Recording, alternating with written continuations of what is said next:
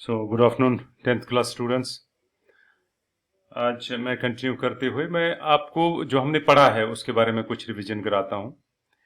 देखिए, अगर आप एक linear equation in two variable, suppose 2x minus 3y is equal 7, ये एक linear equation in two variable है। इवन आपको 9th का याद होगा, अगर वन वेरिएबल वाली इक्वेशन होती 2x इज इक्वल 7 होता, इसको भी हम two linear equation in two variable बना सकते थे। तो ये आता 2x mine plus 0y is equal 7। तो ये और ये सेम हुई। जब आप इसको ड्रा करोगे ग्राफ पे, linear equation in two variable, वो सदा स्ट्रेट लाइन आती है। हालांकि 2x इज इक्वल टू 7 का मतलब हो गया x इज इक्वल टू 7/2 3.5, है ना। तो ये आमतौर पे हम ऐसे दिखाते हैं, x इज इक्वल 3.5, 1 2 3 4, 3.5 यहाँ पे आएगा।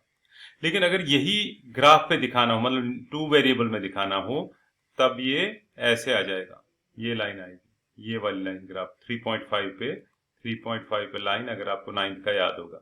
मैं याद हर बार बोलता हूँ, जिस बच्चे को याद नहीं आ रहा हो क्या किया था उस टाइम, मेरे को बोलोगे, मैं फिर हेल्प करूंगा। अब आपके पास है two equation in linear equation in two variable. कोई भी linear equation in two variable जब ग्राफ पे लेते हैं, वो हमेशा स्ट्रेट लाइन आएगी, कैसी भी आएगी पर स्ट्रेट लाइन होगी। अब अगर आपके पास दो इक्वेशंस हों, लीनियर इक्वेशंस टू वेरिएबल की दो इक्वेशंस हों, तो ये सपोज आपके पास ग्राफ है, टू इक्वेशन, सपोज एक ये है 2x minus 3y is equal 7, दूसरी है 2x plus 5y is equal to 8। तो सपोज एक लाइन आपने ऐसी दी, दूसरी ऐसी आई। या तो ये लाइनें ऐसी हो सकती हैं, क्रॉस करेंगी, एक दूसरे को इंटरसेक्ट करेंगी। नहीं तो ये लाइनें ऐसी हो सकती हैं, पैरेलल आ जाएंगी। नहीं तो लाइनें ऐसी हो सकती हैं कि लाइन के ऊपर लाइन आएगी, इसी के ऊपर एक और लाइन ऐसे आ जाएगी।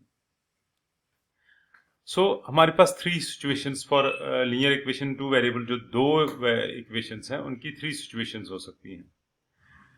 नंबर 1, या तो ये सारी की सारी जो इक्वेशंस हैं, जो लाइंस आएंगी,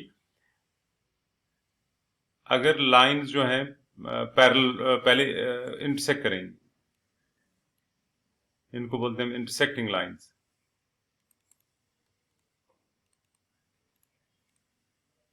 इनको कॉन्सिस्टेंट भी बोलते हैं, या यूनिक सॉल्यूशन। मतलब ये इनका कॉमन है, इसका भी ये पॉइंट है और इसका भी ये पॉइंट है, इस वाली लाइन का ये कॉमन पॉइंट है, इसलिए यूनिक मतलब अकेला सॉल्यूशन, एक ही जगह पे काटेंगी। कॉन्सिस्टेंट हो गया अगर ये इंटरसेक्ट करती है, या इंटरसेक्टिंग लाइंस भी बोलते हैं।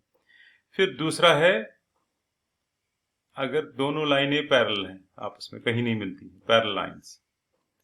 इंटरसेक्टिंग के बदले पैरेलल लाइंस कहेंगे इनको, पैरेलल लाइंस। अच्छा, कॉन्सिस्टेंट के बदले बोलते हैं इनकॉन्सिस्टेंट। और इनका नो सॉल्यूशन होगा। क्यों नो सॉल्यूशन? जहां पे कटती हैं वही सॉल्यूशन होता है, तो ये तो कहीं नहीं कटती, तो नो सॉल्यूशन। तीसरी होती है सेम लाइन, वैल्यूज अलग अलग आते हैं पर लाइन सेम होती है। अगर एक लाइन ऐसी है तो दूसरी भी इसी के ऊपर होगी, ये इसी के ऊपर होगी। तो ये एक लाइन रेड है, एक लाइन ब्लैक है, लेकिन लाइन के ऊपर लाइन आ रही है, तो इनको बोलते हैं ये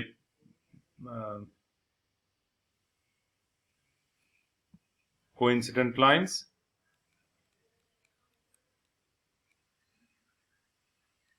या ओवरलैपिंग लाइंस सिंपली। क्योंकि ये भी तो कटती हैं, कंसिस्टेंट हो गया, एक जगह पे कटती हैं। कंसिस्टेंट बट डिपेंडेंट बोलते हैं इनको, कंसिस्टेंट एंड डिपेंडेंट। और इनके सॉल्यूशन हर जगह है, जहां पे ये कोई भी पॉइंट लो वो सॉल्यूशन है, क्योंकि हर जगह टच करती हैं, तो इनफाइनाइटली मेनी सॉल्यूशंस। तो आपके पास तीन, ये सिर्फ समझने के लिए है, लेकिन ये मैथमेटिक्स में आप ये लैंग्वेज यूज करोगे। अगले साल आपको ये चैप्टर बहुत इंपॉर्टेंट है, ये ग्राफ पे देना ना। अगले साल आपको बिल्कुल ऐसे ही क्वेश्चन है, लेकिन एक ही ग्राफ पे 3-3 4-4 5-5 लाइनें भी देनी है। सपोज एक, और वहां पे इन इक्वेशन वाला ग्राफ है, इन इक्वेशन हो गया, आपको ग्राफ पे देनी है 1 लाइन, 2, इसी ग्राफ पे 3, इसी ग्राफ पे 4, इसी ग्राफ पे 5 लाइनें, फिर इनका कॉमन कौन सा एरिया जो सबके बीच में आता है वो लिखना है। खैर वो आप उसी क्लास में सीखोगे, पर ये मैं बता दूं, ये जो चैप्टर है ये फिर से रिपीट होगा, बहुत सारे चैप्टर्स, तभी मैं कह रहा हूं कि आपको इस साल सारा पढ़ना पड़ेगा। बेशक एग्जाम में मैंने कल निकाला वो प्रिंट आउट, क्या है कौन कौन सा चैप्टर डिलीट है, तो थोड़ा थोड़ा डिलीट होगा, पर 11th में अगर भगवान ने चाहा सब कुछ कोरोना वोरोना भाग गया, फिर क्या करोगे, उस वक्त तो आपको दिक्कत होगी। इसीलिए मैं कह रहा हूँ कि अभी कर लो, सारा करके रखो, फिर जो जो एग्जाम के दौरान उतना ही करोगे जितना एग्जाम में आएगा, लेकिन फिलहाल करते जाओ। जो एग्जाम्पल 5 है, graphically find whether the following pairs of equations has no solution, unique solution है इनफैक्टली, मतलब ये लाइनें जो है पैरेलल आ रही हैं, इंटरसेक्ट कर रही हैं, या लाइन के ऊपर लाइन आ रही है, ओवरलैपिंग लाइंस है, आपको पता लगाना है। तो पहले ग्राफ ड्रा करना, ग्राफ से पहले आपको इक्वेशन दो में से एक वैल्यू निकालोगे। मैं ऐसे लिखूंगा 5x इज इक्वल टू, पहले 8y को यहाँ लाओ, वो प्लस 8y बनेगा, और फिर -1 को -1, और x equal to 8y minus 1/5। मैंने बार बार कहा है जो ये कांस्टेंट आता है, अगर इसको 5 से डिवाइड होता है तो फिर सेपरेट करो, अब नहीं ना होता तो सेपरेट करने का मतलब ही नहीं है। तो मैं पहला वैल्यू लूंगा, अगर इसको y को अगर मैं अब यहाँ पे चूज करना है ढंग से, सो दैट वैल्यू सही आए। देखो अगर मैं 8 2 16 करूं, 2 लूं, 16 में से 1 निकलेगा तो 15 बचेगा, 15 को 5 से एग्जैक्टली डिवाइड होगा।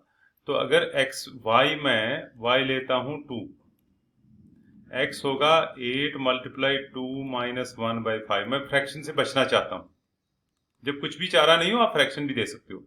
8 2 16 माइनस 1 हो गया 15, 15/5 हो गया 3, तो एक वैल्यू 3 आ गया।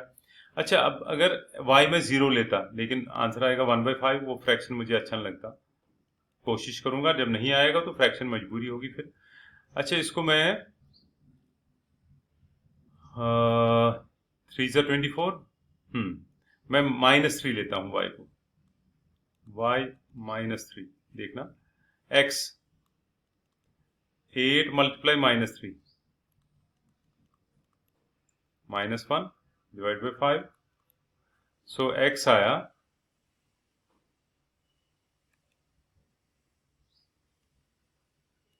x इज इक्वल टू 8 3 ज़ा 24 -24, और -1 हो गया -25 डिवाइड बाई 5, 5 5 ज़ा, राइट। फिर एक और वैल्यू को ही लेंगे,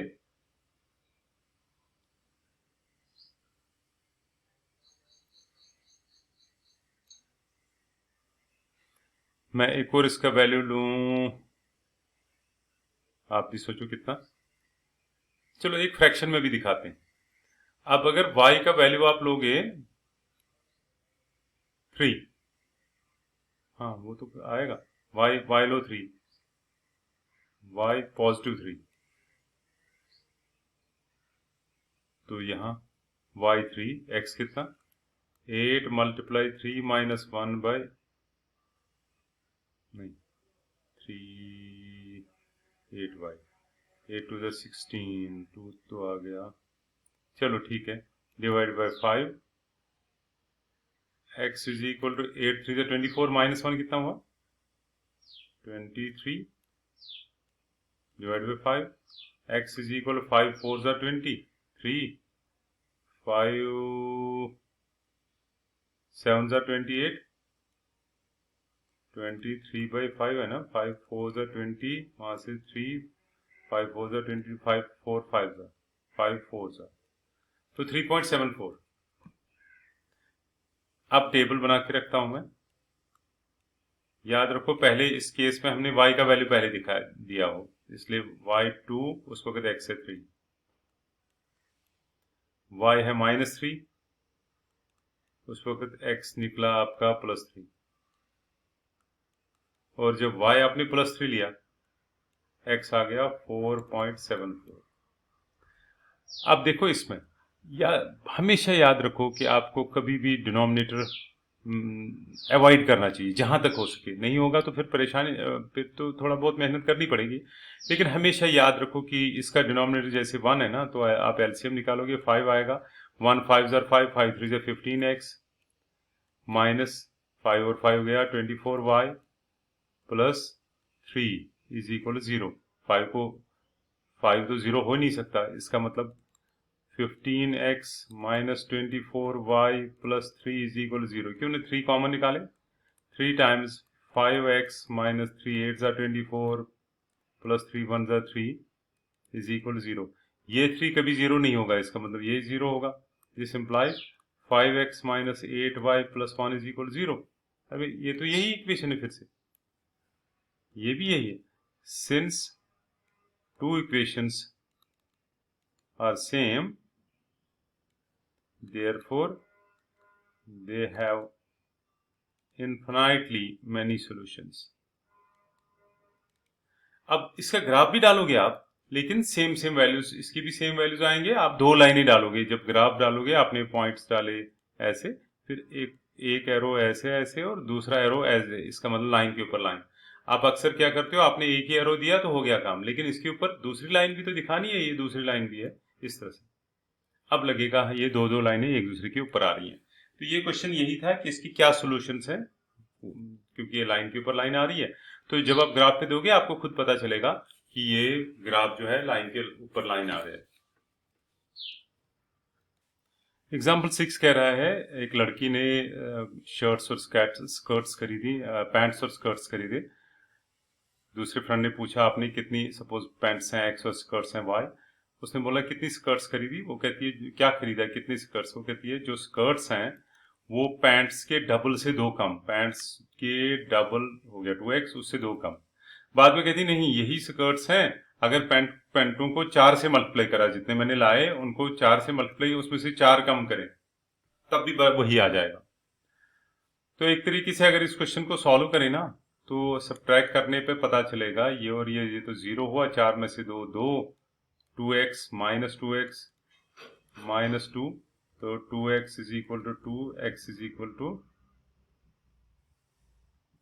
1। फिर यहाँ पे तो प्लस प्लस आना था, सो x आएगा 1। तो उसका स्कर्ट्स 1 लाइन, इसमें अगर 1 डालोगे, किसी में भी 1 डालोगे तो y का वैल्यू आएगा 2 1 2, y 0 आएगा। खैर 1 और 0 आंसर होना चाहिए इसका, लेकिन अब कैसे करें? एक इक्वेशन ये बनी, एक इक्वेशन ये बनी, आपको ग्राफिकली इनको सॉल्व करना होगा। अब पहली इक्वेशन जो है y is equal 2x minus 2 के लिए, अगर मैं x लूँ 0, y होगा 2 इंटू 0 माइनस 2, हो गया माइनस 2 पहला वैल्यू। अगर x होगा 1, y होगा 2 1 2 माइनस 2, हो गया 0। और तीसरा वैल्यू लेता हूं, अगर x होगा 2 तो y होगा 2 2 4 4 माइनस 2 2। हाँ जी।